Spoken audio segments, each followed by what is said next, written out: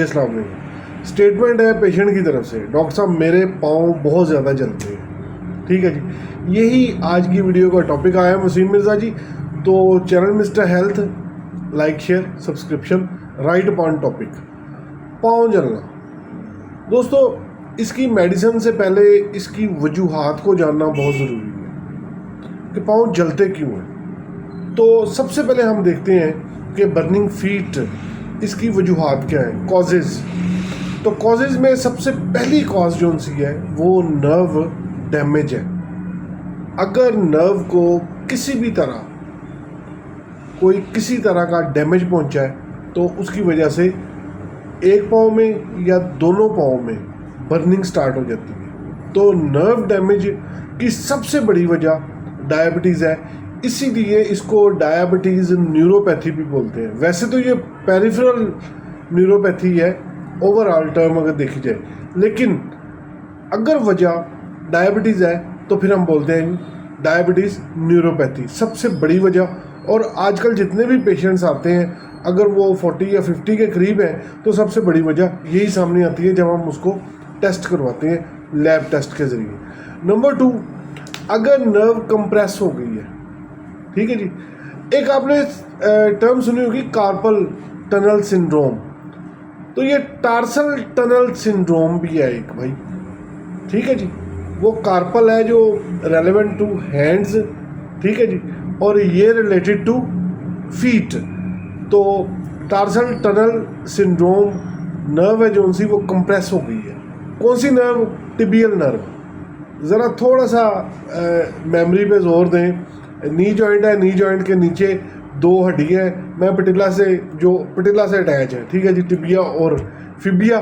तो आमतौर पे यहाँ पे कंप्रेशन होती है जिसकी वजह से फिर रात के वक्त जनाब शदीद किस्म की जलन और साथ दर्द।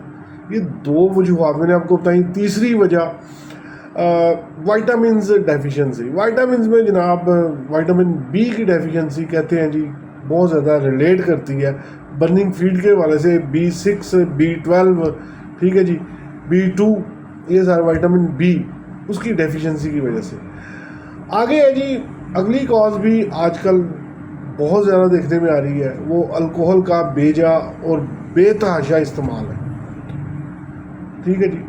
जो एडिक्ट हैं अल्कोहल के उनमें ये देखने। अगली वजह जनाब ब्लड सर्कुलेशन अगर फीबल हो गई है, ब्लड नीचे की तरफ मूव कर रहा है, हरकत कर रहा है, ऊपर जाते हुए प्रॉब्लम हो रही है, ठीक है जी। तो ये सारी वजूहात में ये वजह भी बड़ी कॉमन है भाई। ब्लड सर्कुलेशन अगर वहाँ पे प्रॉब्लम आ रही है, वो प्रॉब्लम तो पीछे से है, बाज़ दफ़ा वो वेंट्रिकल है या हार्ट सही तरीके से पंप नहीं कर रहा। मेरा टॉपिक नहीं है ये वाला आज, ठीक है जी।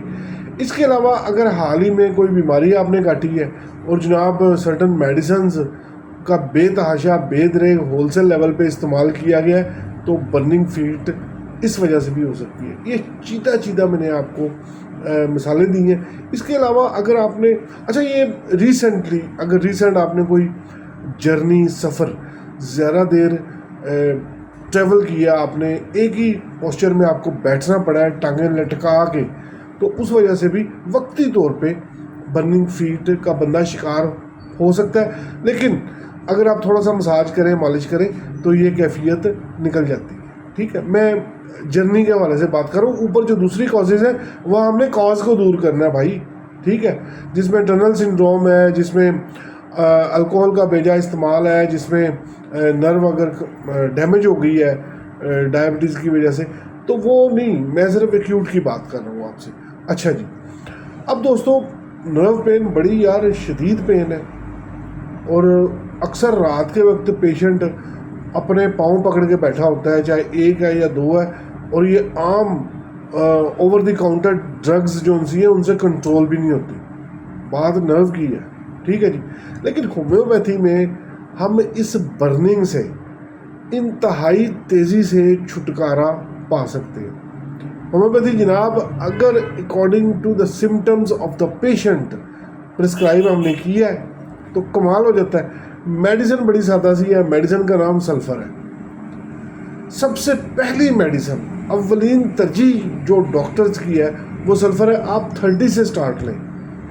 دن میں 1 سے 2 بار 5 ڈراپس تھوڑے سے کپ پانی میں لے کے سٹارٹ کریں.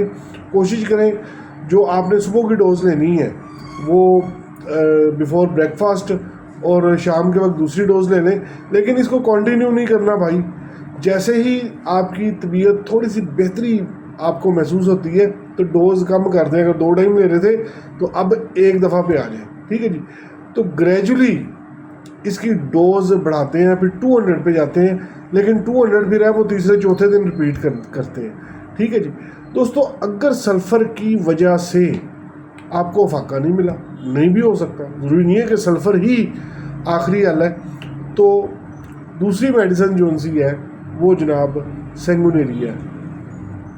خاص طور پہ مینوپاز کے دوران اگر برننگ فیڈ کی شکایت مریضہ کرتی ہے تو جناب ڈیورنگ مینوپازل ایج ہے جو ان سی, اس میں سینگونیریا کا کوئی ثانی نہیں ہے. ٹھیک ہے جی. تو 2 میڈیسن میں نے آپ کو بتائیں.